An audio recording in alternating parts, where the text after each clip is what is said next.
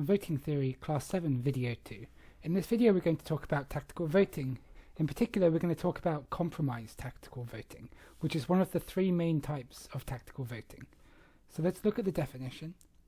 The definition says compromise tactical voting is when a voter votes for the strongest alternative that they like, rather than the alternative that they like the most. Okay, so it's quite a complex definition. The idea is sometimes like people's sincere, honest opinion is their favorite alternative. It has no chance of winning. Like sometimes there's elections and there's no chance that your favorite alternative is going to win. It's just like too far behind in the polls. Okay, so maybe instead of voting for your favorite, you vote for someone who actually has a chance of winning, who you still quite like a little bit. They're not your favorite, but you still like them. So instead of voting for who you like the most, you vote for the strongest alternative that you like. Okay, let's see some examples. So if we consider this voting profile right here, and maybe the voting system is the plurality voting system. Okay, so under the plurality voting system, if everyone voted sincerely, so if everyone votes sincerely, what's the social ranking? Well, A has 40, B has 45, and C has 15. So the sincere social ranking is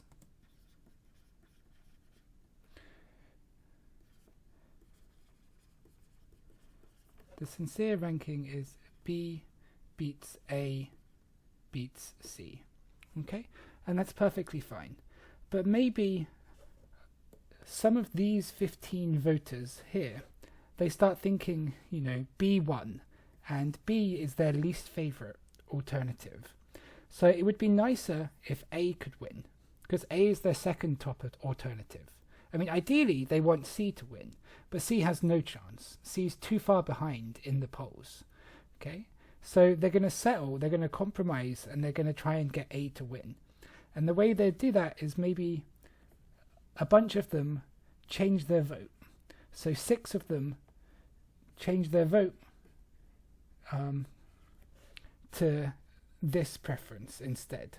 So 6 of these voters change to become these voters. Okay? Well, I'll write this out. 6 voters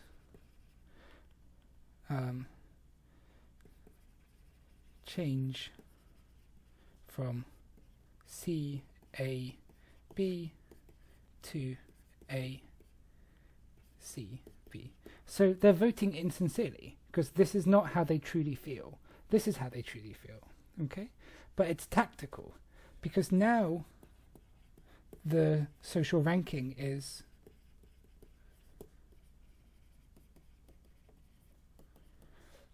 A has 46. So A wins, then B, then C. Okay? So, and this is more preferable to the 6 people who changed, because A was second best. Like originally B was going to win, but now A wins, which is more preferable to the voters who voted tactically. So that means that this is tactical voting. Okay? Let's do another example, this one right here. So again, I'll let the voting system be the plurality. Okay? And if everyone votes sincerely, the sincere social ranking is, well, how many votes do people have? A has 6, B has 9, and C has 10. So it's C beats B beats A. Okay, this is the sincere social ranking. But maybe these 2 voters right here, they start thinking maybe there's a way they can alter the election results in their favor. I mean, ideally they want A to win, but A's in last place and it only has 6 votes in total, so there's not much chance of A winning. So instead they're going to compromise and see if they can push B to win. They want to see if they can get B to win. So how do they do that?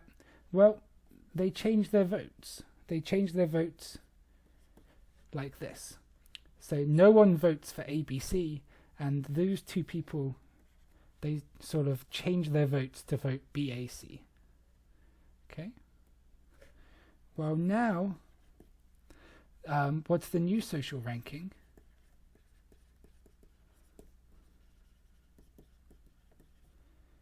The new social ranking is A only has 4, B has 11, and C has 10. So it's B beats C beats A.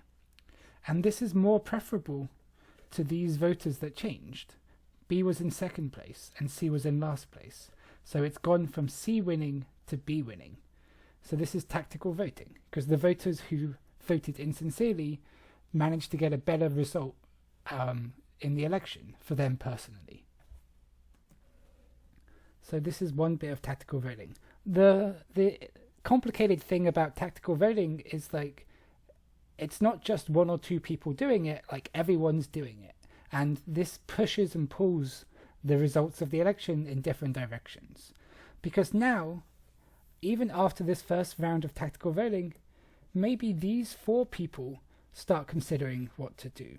I mean, for these 4 people, they want A to win, right? But there's no way A's going to win. A only has 4 votes. Their second choice is C. They want C to win second. So maybe they change their votes and they give their support over here. So they change their votes like this. And what does this do? Well, now the new social ranking is A has 0 votes now, B has 11, and C has 14. So it's C beats B beats A. Okay, and this is preferable to these voters right here, because now they have a better result. C is winning now. Okay, and this is the issue with like compromised tactical voting. It leads to situations like this, where the alternative A now has 0 votes, even though if everyone was voting sincerely, 6 people would have voted for A as their top choice. But because people tried to vote tactically, 0 people end up voting for A. And it makes it seem like A doesn't have any support, whereas in fact A does have support. It has 6 people supporting it, which is a reasonable amount of people. But this plurality voting system, it often leads to these sort of situations where third parties, like that's what you would call A in this case, they are harmed in this plurality voting system. Like, it discourages third parties, okay, because it's too tempting for voters to compromise. It's too tempting for voters just to consider, like, the 2 big parties, which in this case are B and C.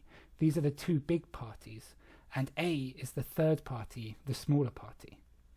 And through compromising, A's support is entirely dried up, and it's entirely gone. Okay, that's the end of this example right here. One more thing I just want to mention is plurality isn't the only voting system that's susceptible to compromise, but it is perhaps the most susceptible to compromise. Okay, so we're going to talk about different types of tactical voting, and we've spoke about different types of voting system, and in general, like, most of the voting systems are susceptible to most of the types of tactical voting to varying degrees. Okay, but as a rule of thumb, if you see compromise, you should probably think plurality. This is just a rule of thumb, not always true. Okay, but just a helpful rule of thumb. Plurality is probably the most susceptible to compromise, and compromising is probably most used in plurality voting system. It can be used in other voting systems as well. It can be used in the 2-round runoff voting system, but it's most commonly used in the plurality. Okay, that's the end of this video.